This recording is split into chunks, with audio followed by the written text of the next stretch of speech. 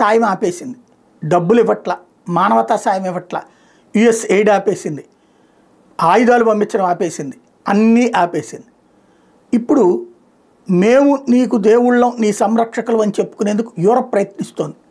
ఒకప్పుడు America Europe అంటే శరీరంలో పార్ట్ లాంటిది. యూరప్ అనే శరీరంలో అమెరికా తల అయితే మిగతాదంతా పార్ట్లు అన్నటువంటి రూట్లో ఉండేది.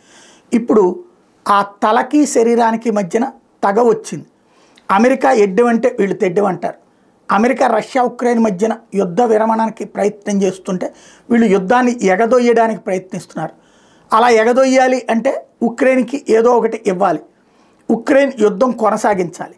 అందులో భాగంగా ఉక్రెయిన్ కోసం అని చెప్పి 30 దేశాలు తాజాగా సమావేశమైన యూరప్ దేశాలకు సంబంధించినటువంటి వాళ్ళు ఉక్రెయిన్కి ఎలాంటి సాయం చేయాలి, ఆయుధ సాయం, ఆహార సాయం, అలాగే ఎదుగుదల సహాయం.